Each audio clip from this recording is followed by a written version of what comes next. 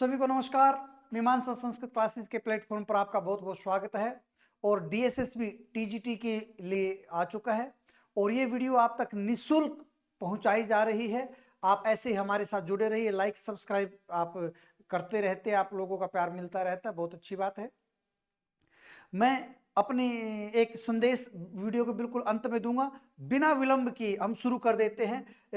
ये छोटी छोटी जानकारियां मैं लेकर आता हूँ। बहुत बड़े बड़े वीडियो भी मेरे 1.5-2 घंटे के वीडियोस भी अपलोड किए हुए हैं हमने। समास करके है, प्रत्यय करके है, कारक करके है, पूरी हिंदी व्याकरण हमने अपलोड कर रखी है। सबके लिए निःशुल्क है, क्योंकि संस्कृत पढ़ेगा भारत तो बढ़ेगा भारत। चलिए बिना विलंब किए समृद्ध, एक मिनट,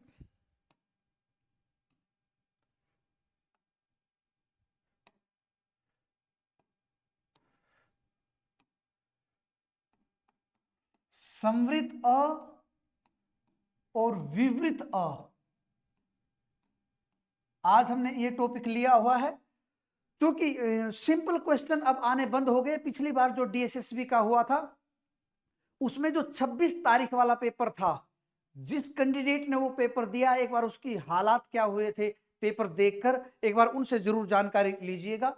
मेरे कहने का मतलब ये है कि जो बिल्कुल लाइटली लेते हैं, कई बार हमारे पास स्टूडेंट्स कॉल करते हैं कि जी आप पढ़ाते हो, अच्छा संस्कृत ही पढ़ाते हो? संस्कृत ही नहीं पढ़ाते, हम संस्कृत भी पढ़ाते हैं और टॉपिक के साथ साथ। तो कुल मिला के मेरा कहने का अभिप्राय ये है कि आप संस्कृत को लाइटली मत लीजिए।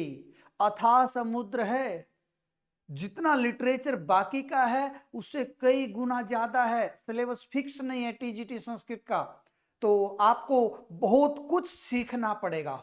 और एक संदेश मैं अभी दे देता हूं, यद्यपि आपका टाइम वेस्ट कर रहा हूं मैं। आप जहां तहां से रिकॉर्डेड कोर्स ले लेके अपने भविष्य के साथ खिलवाड़ मत कीजिए। फीमेल में जनरल में 121 सीट है, टोटल 147 सीट है। कंपटीशन बहुत ज्यादा, पूरे इंडिया पूरे भारतवर्ष से स्टूडेंट आएंगे, वैकेंसी कम है। तो यदि आप बहुत बढ़िया तरीके से सिलेक्शन चाहते हो कि अब की बार ही हमारा बेड़ा पार हो, तो बिल्कुल आप हमारे साथ जुड़िए और हम पूरी कोशिश करेंगे आपका मार्गदर्शन करने की। चलिए, और ये निःशुल्क वीडियोस आप दूसरे लोगों तक पहुंचाइए, तो आप संस्कृत का भी उपकार करें, आपका भी और अब हमारा भी। चलिए, समृद्ध अ और विवृत अ में क्या फर्क है, इसकी पूरी पृष्ठभूमि तैयार कर देता हूं। क्वेश्चन डीप आएंगे, यहीं से आएंगे। चलिए, जैसे प्रयत्न दो प्रकार के होते हैं, यत्नो द्विधा। अष्टाध्यायी में शुरू में ही बताया गया कि प्रयत्न दो प्रकार के होते हैं। कौन कौन से? आभ्यंतर और बाह्य प्रयत्न। विद्यार्थियों, आभ्यंतर होते हैं 5, बाह्य होते 11। बहुत सारे तो क्वेश्चन यहीं से बन गए। यत्नो कतिधा, यत्न कितने प्रकार का? यत्नो द्विधा, आभ्यंतर बाह्यश्च। आद्य पंचदा, अष्टाध्यायी में लिखा हुआ है कि जो आद्य पहले वाला है वो 5 प्रकार का है। कई बार यही आ जाता है, आद्य पंचदा। वाक्यम इदम कस्य संदर्भे उक्तम अस्ति, ये वाक्य किसके संदर्भ में कहा गया है? कि आद्य पंचदा। ये आपको जी आद्य पंचदा, ये तो कभी हमने पढ़ा ही नहीं। तभी तो बता रहा हूं हर एक चीज। मैं तो ये कहता हूं किताब का पृष्ठ संख्या भी याद कर लीजिए। आप सोच रहे हो सर कैसी बातें करें, वो पेपर में आएंगे, पेपर में नहीं आएंगी, आपको पता होना चाहिए। कहने का अभिप्राय मतलब कुछ मत छोड़िए किताबों से। आद्य पंचदय आभ्यंतर प्रयत्न के बारे में कहा गया, और जो बाकी हैं वो एकादश भाई 11। चलिए, आभ्यंतर प्रयत्न कौन कौन से होते सीख लीजिए। सपृष्ठ, ईशत सपृष्ठ, विवृत, ईषद विवृत और संवृत।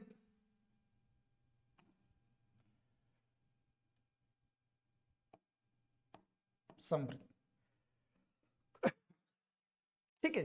अब सपृष्ठ कौन से होते हैं? सूत्र कादियो मावसाना स्पर्शा, कादियो मावसाना स्पर्शा। क से म तक सारे स्पर्श या सपृष्ठ व्यंजन कहते हैं। य, र, ल, व, ये ईषद सपृष्ठ। और जो विवृत होते हैं सारे स्वर, सारे स्वर बोले तो अच प्रत्याहार, अच ठीक ना। और ईषद विवृत होता श, श,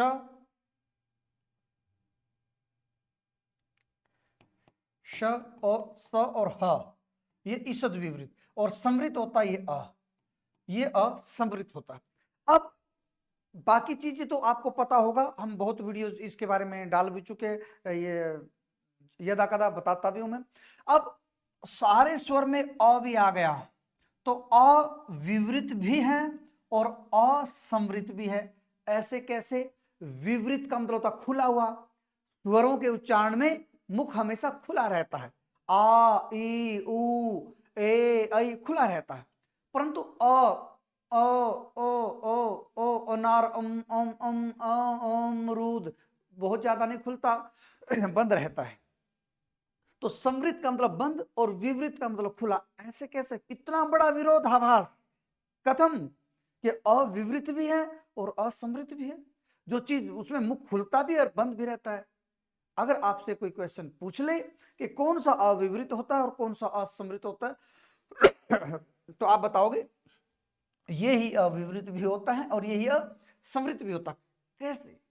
इस चीज का बस वीडियो बनाने का उद्देश्य यही था। जब अ पद में होता, पद में, जैसे अर्थी, अर्थी, अब पद के अंदर अ है, तो इस अवस्था में ये विवृत होगा। और जब अ सिंगल होता, अकेला होता, हर्षो, उसके नीचे लिखा हर्षो अप्रयोगे, अष्टाध्यायी पढ़ोगे ना जब संज्ञा प्रकरण में, तो ये लिखा मिलेगा हर्ष अप्रयोग। जब हर्ष अ का आपने सिंगल प्रयोग किया है तो इस अवस्था में ही समृत होता है। आसान है। अगर अ को अकेला लिखोगे तो समृत, अ को अनार में, अमरूद में, अर्थी में, अध्ययन में लिखोगे तो विवृत। आपको ये तो बात समझ में आ गई, पर ऐसा कैसे, क्यों? समझिएगा। एक सूत्र है अकह सवर्णे दीर्घ। ये जब स्वर्ण दीर्घ करता है, ठीक ना, सवर्ण के अक से परे अ ई उ री और लृ कभी दीर्घ होता ही नहीं, तो लृ को फिर दीर्घ मानना ही क्यों है हमने, दीर्घ करना ही क्यों है? तो अक से परे जब सवर्ण, इन्हीं का स्वर्ण संज्ञक यानी अ का स्वर्ण संज्ञक अ या आ जाए, या इसका ई या ई आ जाए, और तप्रस्त तत्कालस्य के नियम अनुसार अ का मतलब हम आ भी मानेंगे, तो इधर आ हो, ठीक ना। तो कुल मिला के इसी के संदर्भ में आपको बताता हूं। अब आ से परे आ जाए तो तभी तो स्वर्ण होगा। और स्वर्ण संज्ञा किसकी होती है? तुल्यास्य प्रयत्नम स्वर्णम, तालु आदि आभ्यंतर प्रयत्न, तालु आदि स्थानम आभ्यंतर प्रयत्न, तद्वयम यस्य येन तुल्यम तन्मित स्वर्ण संज्ञा से। आप पता होगा आपको सारा अच्छे से, बहुत सारे वीडियो उनमें देख लेना आप। स्वर्ण संज्ञा किसकी होती है? कि जिसके तालु आदि उच्चारण स्थान और आभ्यंतर प्रयत्न मिलते हो। अब आ के और आ के तो आभ्यंतर प्रयत्न ही नहीं मिलते, क्योंकि असमृत हो गया और अविवृत हो गया, तो इनकी स्वर्ण संज्ञा कैसे बनी? इसलिए अ को विवृत में भी डालना पड़ा ताकि इसकी स्वर्ण संज्ञा बन जाए। तो अ और आ की, अ भी विवृत हो गया, आ भी विवृत होगा, तो और दोनों का उच्चारण स्थान भी एक ही होगा, इसलिए इनकी स्वर्ण संज्ञा हो गई। अगर आपके स्वर्ण संज्ञा कैसे बनती है ये ही समझ में नहीं आया, तो मेरे YouTube पे एक बार संज्ञा प्रकरण करके कोई वीडियो जरूर अपलोड होगा, और एक बार वो चेक कर ले, तो स्वर्ण संज्ञा कैसे बनती है। ठीक है, तो स्वर्ण संज्ञा अगर इसको हम विवृत ना माने तो इसकी और इसकी स्वर्ण संज्ञा ही ना बने, और स्वर्ण संज्ञा ना बने तो इसका दीर्घ ही कभी नहीं होगा। जैसे हिम जमा में आल्य, अब ये क्या कहता कि अक से स्वर्ण परे होना चाहिए, अब अ और आ स्वर्ण संज्ञक है ही नहीं तो दीर्घ होगा ही नहीं, इसलिए अ को विवृत में भी लाना पड़ा, नहीं तो असमृत है। तो इस बात का मेरे ख्याल से आपको समझ में आएगा। अगर आपको समझ में नहीं आया विद्यार्थियों, कोई बिल्कुल वो हिचकिचाहट वाली बात नहीं है, आपकी सेवा के लिए हूं। 830 70 70 196 इस पे मुझे व्हाट्सअप करके बताइए, चाहे मुझे किसी अकेले स्टूडेंट्स को भी बताना पड़े, अकेले को भी बताना पड़े, ठीक है ना, तो मैं बताऊंगा। और जो अंत में मैं संदेश दे रहा था, वो मेरा संदेश मात्र इतना सा, ऐसे ऐसे छोटी छोटी बातें मैं लेकर निरंतर आता रहूंगा पूरे डीएसएसबी के दौरान। आप लाइक सब्सक्राइब करके रखिएगा। तो वो मैसेज मेरा ये है कि मुझे बहुत सारे स्टूडेंट मिले कि सर बहुत बड़ा मौका हमने चांस गवा दिया। क्या हुआ, हमने जहां तहां से कोर्स लिया था और पता चला पेपर में कुछ नहीं आया। भाई पेपर में अब जहां से नॉलेज खत्म होता है वहां से आगे से आना शुरू हो गया। यानी कि जहां से आप सोचते हो कि हमें इतना पढ़ लेना चाहिए, एक सामान्य आदमी का ज्ञान जहां खत्म होता है, भाई यहां तक ठीक ठीक सा हो गया, पेपर उससे आगे बनते हैं। आप क्या करते हो, वो वीडियोस उन्होंने 2 साल पुराने हैं, 4 साल पुराने हैं, उसी में यूपी के हैं, बिहार के हैं, कोई एस्टेट का कॉन्सेप्ट कुछ और तरह का, डीएसएसबी का कुछ और तरह का है, नेट का कुछ और तरह का, यूपी बिहार उड़ीसा उनमें बिल्कुल ही आसान पेपर देखे जाते हैं, मुश्किल भी आ जाते हैं, जरूरी नहीं आसान ही हो, परंतु आजकल के संदर्भ में जो देखा गया ठीक ठीक पेपर वहां पर परीक्षा मिल जाती है। कुछ टेस्ट ऐसे जो कठिन लिखते हैं, वो उनका अपना नेचर है, अपने तौर तरीका, वो तो किसी पे हम ऑब्जेक्शन नहीं कर सकते क्योंकि जब आप युद्ध के मैदान में होते हो तो आपको महारथी होना ही होता है।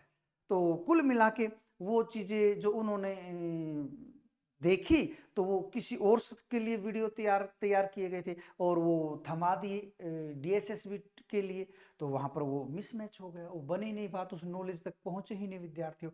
आपको ज्ञान चाहिए बिल्कुल अद्यतन, लेटेस्ट, जो आज के संदर्भ में पेपरों का अपग्रेडेशन हो रखा है, परीक्षा जिस हिसाब से आती है, और हर एक परीक्षा का अलग अलग नेचर होता है। जो डीएसएसबी है इसका अपना एक अलग नेचर है, ये किस तरीके से परखता है, ये सब तरीके से विद्यार्थी को परखता है, उसके मूल नॉलेज को परखता है कि उसको मूल ज्ञान कितना है। भूल जाइए कालिदास कति ग्रंथा, कालिदास के कितने ग्रंथ है, इस तरह के क्वेश्चन आए गए, कह ग्रंथ कालिदास से नास्ति, या कह ग्रंथ कालिदास रचिता नास्ति, कालिदास के द्वारा कौन सा ग्रंथ नहीं रचा गया, बिल्कुल नहीं, बहुत गहराई से, ठीक ना, चीजें आनी अब शुरू हो गई। तो मेरा आपसे केवल एक ही अनुरोध है, प्रार्थना है कि बिल्कुल अद्यतन तरीके से परीक्षा की तैयारी कीजिए। जितना हम आपके सहायक हो सकते हैं हम बिल्कुल आपकी सहायता करेंगे। आप इस नंबर पे कॉल करके कभी भी संस्कृत से संबंधित कोई समस्या आप निराकरण कर सकते हैं। और यदि हम में आप लोगों का विश्वास है, ठीक है ना, तो बिल्कुल मैं आपके विश्वास पे खरा उतरने की पूरी कोशिश करूंगा। आप हमें ज्वाइन कर सकते हैं और आपकी कोशिशों को, पूरी कोशिश रहेगी उस आशा के अनुरूप कार्य करें और उन आशा और विश्वास को बनाए रखें। नमस्कार।